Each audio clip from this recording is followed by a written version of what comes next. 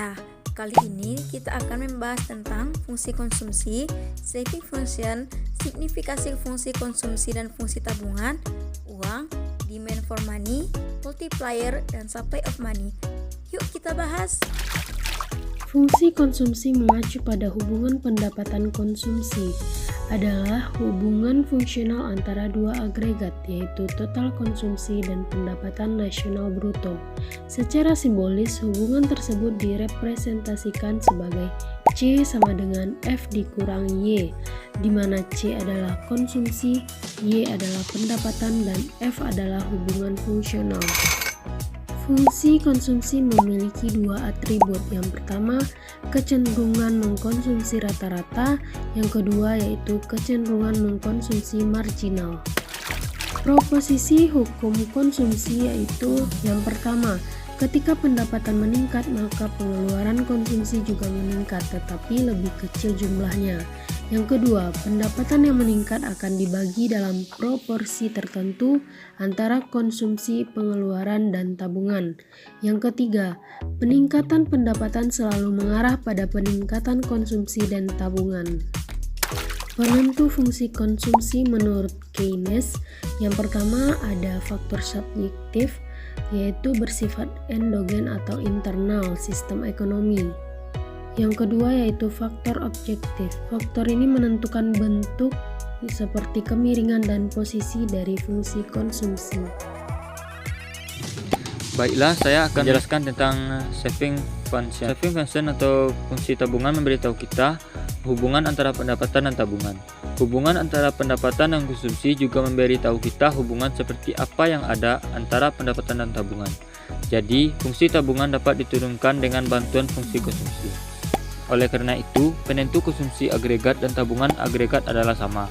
Teori yang menjelaskan total konsumsi juga menjelaskan tabungan total. Namun, beberapa faktor penting yang mempengaruhi kecenderungan menabung dibahas secara singkat di bawah ini. Yang pertama yaitu tabungan dan penghasilan. Yang kedua, kebijakan tabungan dan perpajakan. Yang ketiga, tabungan dan asuransi sosial dan asuransi jiwa. Yang keempat, tabungan dan tingkat harga. Yang kelima, tabungan dan distribusi pendapatan. Selanjutnya yaitu signifikansi fungsi konsumsi dan fungsi tabungan. Hubungan antara konsumsi dan pendapatan atau alternatifnya tabungan dan pendapatan adalah batu fondasi revolusi Keynesian. Fungsi dalam kaitan dengan fungsi investasi membantu menjelaskan keseimbangan setengah pengangguran dan memberikan tantangan terhadap pemikiran klasik, khususnya hukum Say. Fungsi tabungan dan fungsi konsumsi merupakan dasar fundamental dari teori Keynesian tentang penentuan pendapatan dan analisis pengganda. Di sini saya akan menyampaikan materi tentang uang. Uang adalah sesuatu yang terdengar menarik bagi setiap orang. Uang tidak hanya dibutuhkan untuk membeli sesuatu, tetapi juga dibutuhkan untuk berbagai keperluan lainnya.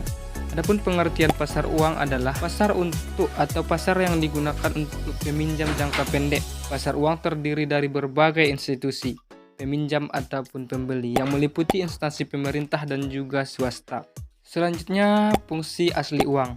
Adapun fungsi asli uang sebagai berikut. Yang pertama sebagai alat tukar atau medium of change.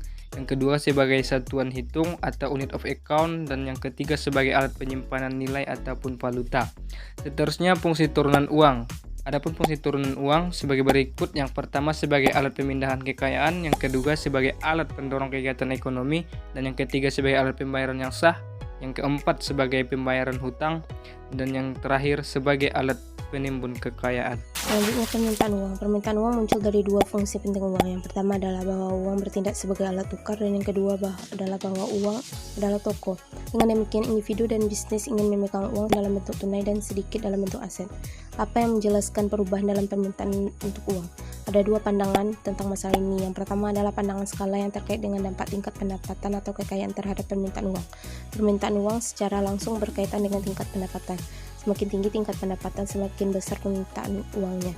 Yang kedua adalah pandangan substitusi yang terkait dengan daya tarik relatif aset yang dapat disubstitusi dengan uang. Menurut pandangan ini, ketika aset alternatif seperti obligasi menjadi tidak menarik karena jatuhnya suku bunga, orang lebih suka menyimpan aset mereka dalam bentuk tunai dan permintaan uang meningkat, dan sebaliknya skala dan tampilan substitusi digabungkan adalah bersama telah digunakan untuk menjelaskan sifat permintaan uang yang telah dipecah menjadi permintaan transaksi, permintaan untuk berjaga-jaga, dan permintaan spekulatif. Materi selanjutnya yaitu multiplier. Multiplier adalah suatu koefisien atau angka yang dapat menjelaskan besarnya tambahan pendapatan nasional sebagai akibat adanya tambahan variabel-variabel tertentu dalam perekonomian. Selanjutnya, cara kerja multiplier. Pertama, operasi maju. Multiplier bekerja maju dengan peningkatan investasi mengarah pada peningkatan produksi yang menciptakan pendapatan dan menghasilkan pengeluaran konsumsi. Proses ini terus menyusun seiring sampai tidak ada peningkatan lebih lanjut dalam pendapatan dan pengeluaran. Kedua, operasi mundur.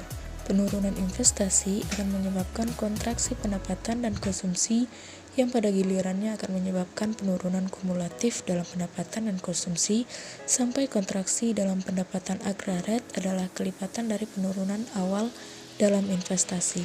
Kedua, kebocoran multiplier. Kebocoran multiplier adalah pengalihan potensial dari aliran pendapatan yang cenderung melemahkan multiplier efek dari investasi baru. Berikut adalah kebocoran-kebocoran penting. Pertama, penghematan. Selanjutnya, prevensi likuiditas yang kuat, pembelian saham lama dan sekuritas, pembatalan utang, inflasi harga, impor bersih, understanded profit, perpajakan, kelebihan stok barang konsumsi, program investasi publik. Selanjutnya, pentingnya multiplier. Pentingnya dari multiplier itu adalah sebagai berikut. Pertama, yaitu untuk kepentingan investasi.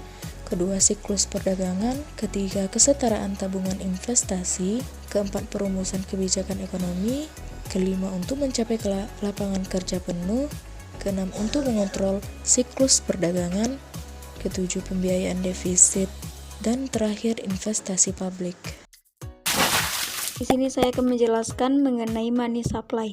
Money supply atau dalam bahasa Indonesia disebut uang beredar adalah total persediaan uang yang beredar luas di masyarakat. Jumlah uang beredar dapat mencakup uang tunai, koin, dan saldo yang disimpan dalam rekening giro dan tabungan, dan pengganti uang lainnya. Para ekonom menganggap jumlah uang beredar sebagai variabel kunci untuk memahami ekonomi makro dan membimbing kebijakan ekonomi makro. Banyak faktor yang dapat mempengaruhi naik turunnya jumlah uang beredar di Indonesia, baik dalam arti luas maupun dalam arti sempit, antara lain tingkat suku bunga, inflasi, nilai tukar rupiah, pengeluaran pemerintah, cadangan devisa, dan angka pengganda uang.